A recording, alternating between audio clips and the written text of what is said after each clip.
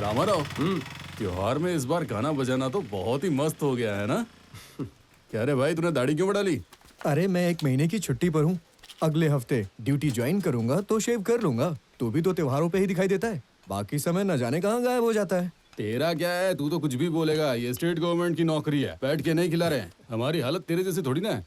बहुत सारे private channels आ गए हैं, मेहनत नहीं करेंगे ना तो खड़े भी नहीं रह पाएंगे। गंगाधर, तू कितनी भी मेहनत कर ले, तेरा खड़ा होना मुश्किल है। पहले से बहुत सारे चैनल्स आ गए हैं, तेरी तो लुटिया डूबनी है ना। बोरिया बिस्तर बांध ले। क्या रे सलीम, तुझे भी मेहनत करने की जरूरत नहीं है। सेल फोन टेक्नोलॉजी स्पीड से बढ़ रही है। आगे फ्यूचर में लैंडलाइन फोन गायब हो जाएंगे। हम लोग तो मेहनत करके डिपार्टमेंट को बचा ही लेंगे। अरे वाह, बचपन के सारे दोस्त एक साथ। अरे रामाराव, सुना तुम हमारे जिले में ट्रांसफर होके आए हो, सच है क्या? हमारे दोस्त हो, कुछ फायदा मिलेगा? वैसे भी यहाँ कोई समस्या तो है नहीं। ड्यूटी कब से ज्वाइन कर रहे हो? कल से। मतलब ये कल से देखने वाला नहीं है। वो नया ऑफिसर कब आएगा पता नहीं। पहले वाला ऑफिसर था तो काम का कोई टेंशन नहीं था, सुकून की जिंदगी थी। गजानन, वहाँ क्या कर रहा है? अरे सर आ गए, लोगों से बात कर रहे हैं। क्या कर रहा है? जल्दी आ। सर से पकड़ी मैं भी। जल्दी आ।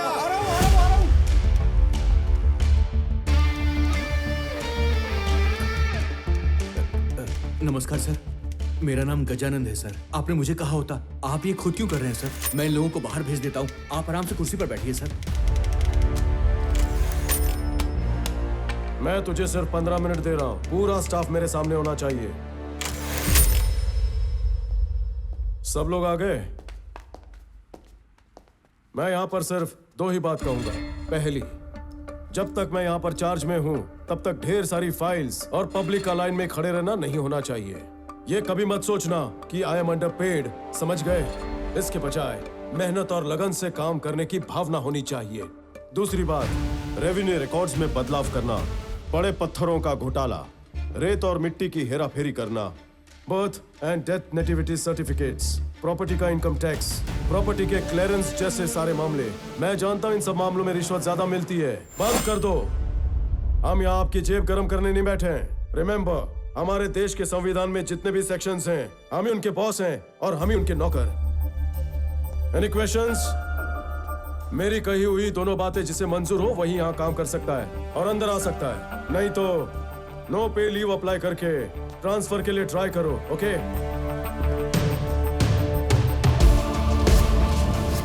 There is no privacy, no protocol in my office.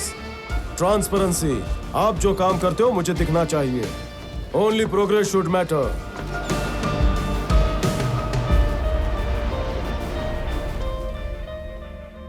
Sir, इनकी अर्जी बहुत दिनों से पेंडिंग है। किसान है बेचारे। 2 एकड़ की जमीन के लिए इन लोगों ने सरकार को एप्लीकेशन दिया था सर, लेकिन वो ऊंची जाति के हैं। मैंने बोला कि उन्हें ये जमीन नहीं मिल सकती है, फिर भी रोज ऑफिस आ रहे हैं सर। लेकिन अभी वो मेरे पीछे ही पड़ गया है, बोल रहा है आपसे कुछ जरूरी बात करनी है। मालिक, किसान अगर 15 हफ्ते जमीन पर मेहनत ना करें तब तक हमें अनाज खाने नहीं मिलेगा। आज के कामों की लिस्ट में इनकी फाइल भी होनी चाहिए। मैं साइन कर दूंगा। गवर्नमेंट कोर्ट जाएगी। जब तक मैटर कोर्ट में चलेगा मैं रिटायर हो चुका हूँगा। तब तक ये खेती करके अपना गुजारा कर लेंगे। मालिक, जिंदगी में मैंने सोचा भी नहीं था कि मुझे जमीन का एक छोटा टुकड़ा भी मिलेगा, पर आपकी वजह से मेरा सपना पूरा हो रहा है। जो जमीन आप मुझे दे रहे हो उस पर मैं माणिक उगाऊंगा, सोना उगाऊंगा। आप देखना मालिक। हाँ, एक आदमी इतना सारा काम कर सकता है। हम जो काम सालों में नहीं कर सके, इन्होंने हफ्तों में कर दिया। क्या अंदाज है सर का। पहले कैसा था? रोज ऑफिस बंद होने से पहले 20 लोग इंतजार में खड़े रहते थे, और आज देखो अभी आधा घंटा बचा है और सिर्फ 2 लोग बाकी हैं। हमारे साहब जादूगर हैं। बड़ा ही जादू कर दिया है। हमने कितनों के नीचे काम किया है, सच कहूँ तो अब कोई भी याद नहीं है, लेकिन इनकी वजह से हम सब सुधर गए। ये तो जादूगर हैं। सुनो अनंत जी भैया। भाभी ने शॉपिंग करने के लिए तुझे टाउन भेजा, तो मुझे ऑफिस आकर डिस्टर्ब मत करना, समझा? अरे भैया, बार बार ऐसा थोड़ी ना होता है। भैया भैया भैया, उस बुड्ढे को देखो कैसे बीच रास्ते में चल रहा है। मैं भी हटाता हूं इसको। अनंत अनंत, हे हे, अरे ओ बुड्ढे, ओए, ए, ए, कब से भैया हॉर्न बजाए जा रहे हैं, ये सुनाई नहीं दे रहा है क्या? हाँ? टक्कर लगेगी तो सीधे ऊपर चला जाएगा, बेवकूफ कहीं का। हाँ? बुजुर्ग से कैसे बात कर रहे हैं? अरे छोड़ो ना भैया, खिड़कियां ना तोड़।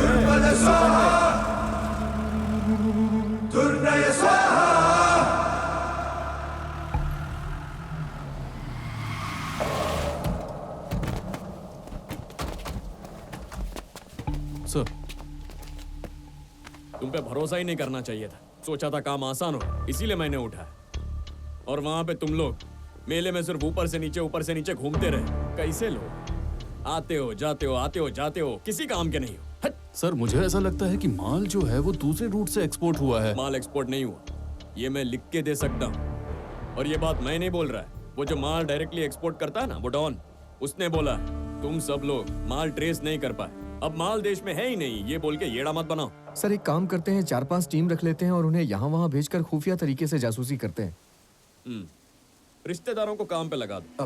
अरे क्या कर रहे हो यार, मेरी वाट लगाने पे तुले हुए हो। माल को किसी भी तरह ढूंढना होगा और सरकार को ये बात पता नहीं चलनी चाहिए, नहीं तो लग जाएंगे। इतना सारा माल देश से एक साथ चला जाएगा तो भूचाल आ जाएगा, इसमें मेरा जान भी जा सकता है। जी मिस्टेक नहीं होना चाहिए। काम चुपचाप करो, लेकिन जल्दी जल्दी करो। ठीक है सर। निकलो। Good morning sir. Morning.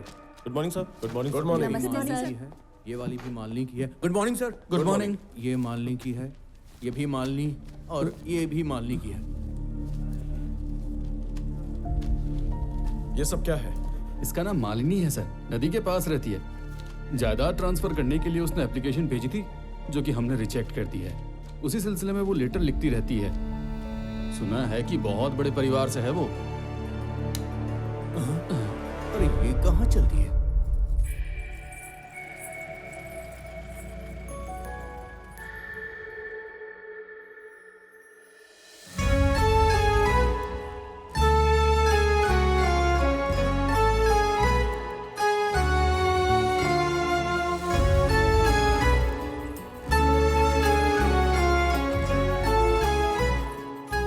Rama,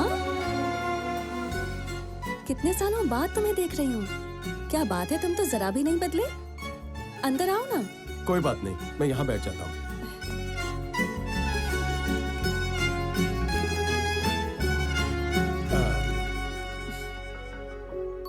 तुम्हारा नाम क्या है बेटी?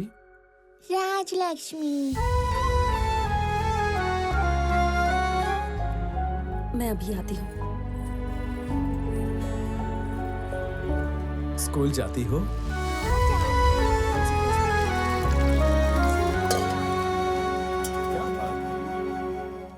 Good girl. ये लो रामा। कैसे हो तुम? और तुम गांव कब आए? तुम्हारा एक बेटा भी है ना? अनंत कैसा है अभी? क्या हुआ, तुम चुप क्यों हो?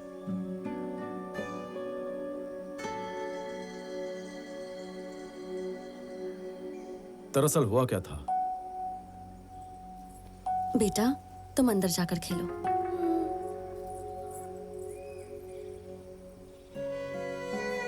मेरी जिंदगी में बहुत से बदलाव आए। उनमें से एक ये है, मेरे पति का नाम सुरेंद्र है। मेरे पापा के साथ वो नॉर्थ में कॉन्ट्रैक्ट पे काम कर रहे थे। शादी के पहले से ही पापा को मेरे पति बहुत पसंद थे और फिर शादी होने के बाद हम लोग यहीं सेटल हो गए। काम के सिलसिले में उन्हें अक्सर दूसरे शहर जाना पड़ता था।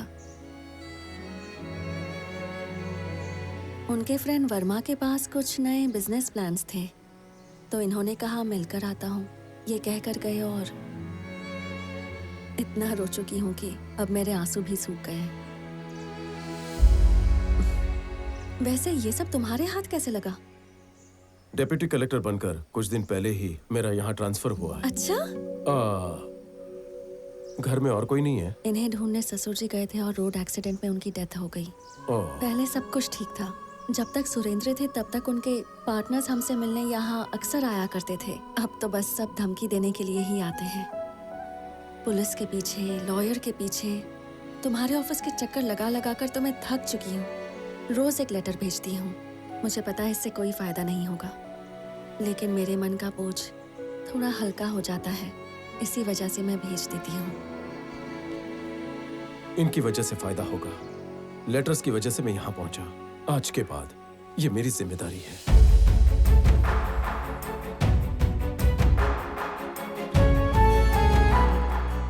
मैंने उसका दिल तोड़ा, उसके बावजूद मुझे अपने दिल में बसाकर मुस्कुराते हुए रामा मुझसे दूर चला गया था और उसने कभी मुझे कोई तकलीफ नहीं दी। आज पूरे 7 साल हो गए हैं और अब मैं जब मुसीबत में हूँ तो मुझे भरोसा दिलाया कि सब ठीक हो जाएगा। पर रामा को देखकर मुझे हमारा अतीत याद आ रहा है। रामा राव, ये नाम सुनते ही दिल में जैसे घंटी सी बजने लगती है। रामा राव जिस स्कूल में पढ़ता था वहाँ की लड़कियाँ अपना सिर उठाकर चला करती थी। तेरी तो बताऊं क्या तुझे मैं? हाँ बता। चल रे। जब मैंने पहली बार रामा राव को देखा तो ऐसा लगा जैसे मैं उसे कई सालों से जानती हूँ। ए आनंद, चींटियों को क्यों मार रहा है रे? मास्टर जी ने क्लास चालू कर दी है, चल अंदर चल। बचपन से यही इच्छा थी कि मैं उसके साथ इज्जत से अपनी जिंदगी बिताऊं। हिंदी भाषा क्या है? हमारी मातृभाषा, नेशनल लैंग्वेज।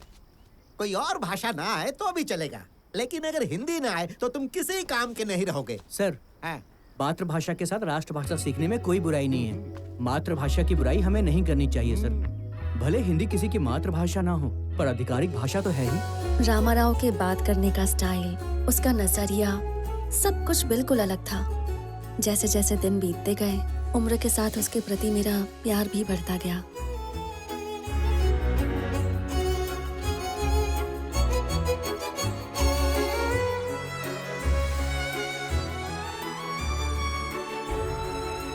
अब तक 2 बस जा चुकी हैं।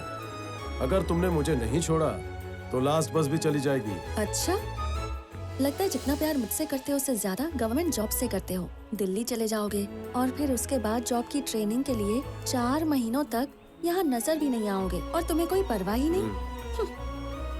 अब मुझसे बर्दाश्त नहीं होता। जल्दी से ये जॉब पक्की कर लो और फिर हम शादी कर लेते हैं। मुझसे शादी करोगे ना रामा? 3 महीने में टेस्ट, इंटरव्यू सब हो जाएगा। उसके बाद तुम्हारी मर्जी। ओके? तो तुम गांव कब वापस आओगे? आने वाली 25 तारीख को। ठीक है ना?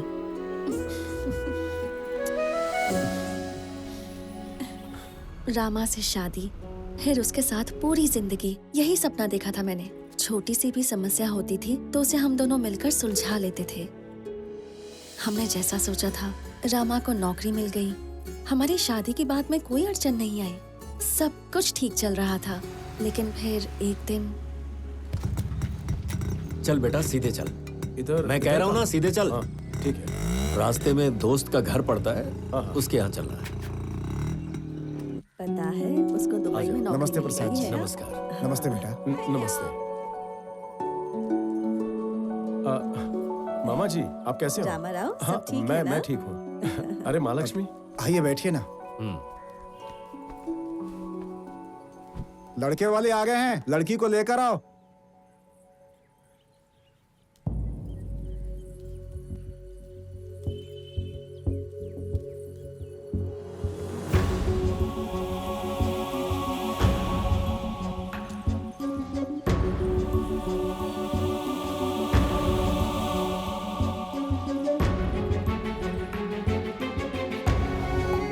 मेरी इकलौती बेटी है, नंदिनी नाम है।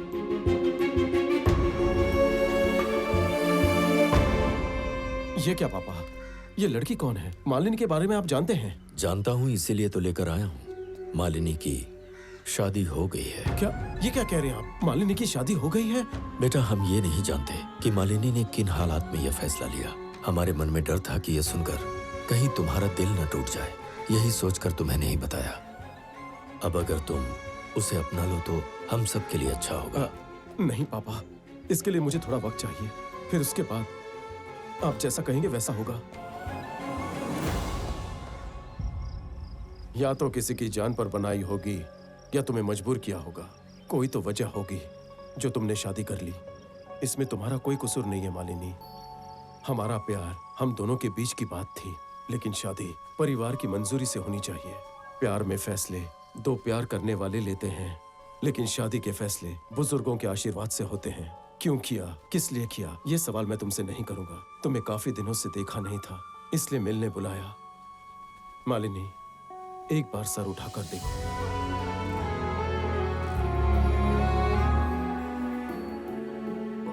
तुम्हें बताए बिना मैंने शादी कर ली।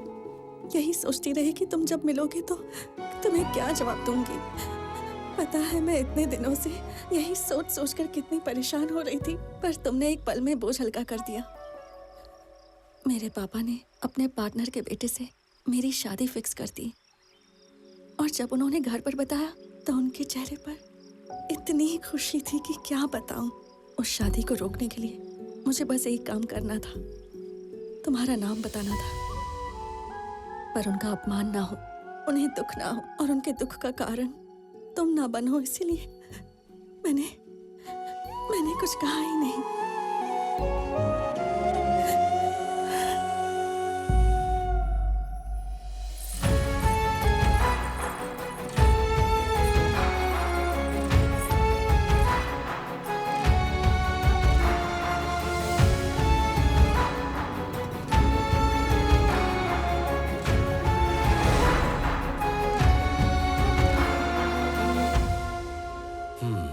जो लड़की हमारे घर की बहू बनने वाली थी, क्या किस्मत पाई है उसने। शायद उसे कुछ मदद चाहिए थी, तुमने पूछा नहीं उससे?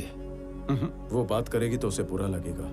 लेकिन प्रॉपर्टी के लिए उसने एप्लीकेशन डाली है ना, उसमें मदद कर सकते हो। इस मामले में उसकी मदद हो जाए तो उसकी समस्या कम हो सकती है।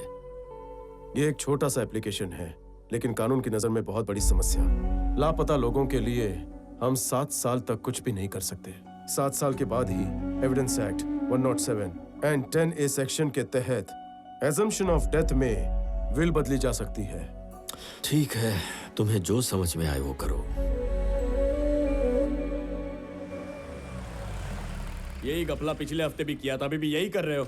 10-15 गांव ढूंढने को बाकी है सर, शायद कोई क्लू मिल जाए। सिर्फ कहानी सुना सुना के गांव गांव घूम रहे हो। मेरे को माल के बारे में तो कोई इन्फॉर्मेशन नहीं दिया है तुमने। अगर काम नहीं होता है ना तो बोल दो, मैं ही छुट्टी लेकर मिट्टी में उतर जाता है। नहीं सर, कुछ वक्त दे दीजिए, मैं जल्दी आपको खबर दे दूंगा। मुझ पे भरोसा रखिए सर। ठीक है, बाद में बात करते हैं, चलो। जी ठीक है सर।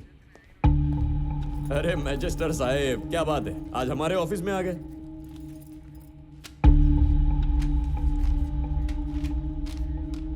अरे इधर तो मिसिंग केस है ना। मैडम, आप ही मालिनी है क्या? अरे आप कितने सारे लेटर लिखते हो, अभी तक पुलिस को कुछ पता नहीं चला। जैसे ही मालूम पड़ेगा बता देगा, आप जा सकते। कंप्लेंट देकर 1 साल हो गया है, अब तक FIR फाइल क्यों नहीं हुई?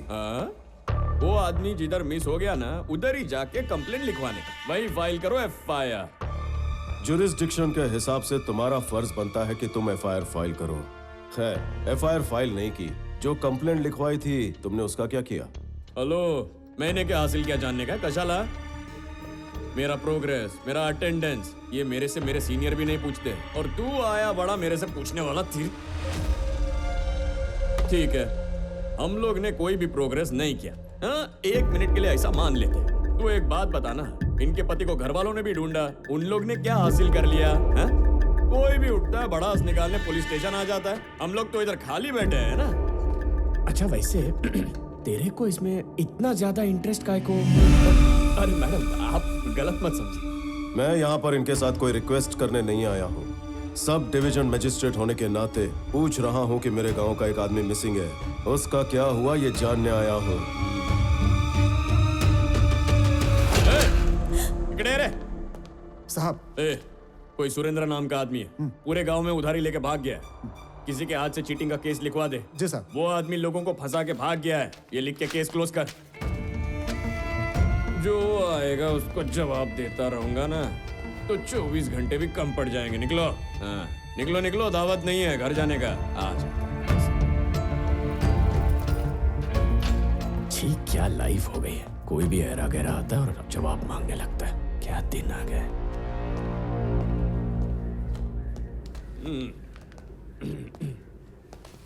इसके अंदर इतना चर्बी भरेला है ना, इसीलिए इसको सब कलेक्टर की पोस्ट से डिमोट करके इधर भेज दिया है। सवाल तो ऐसे कर रहा था जैसे होम मिनिस्टर है, स्वतः हीरो समझ। तो मेरे को बताओ, अपने पुलिस स्टेशन में आके अपने से ही सवाल करने का किसी ने हिम्मत किया है?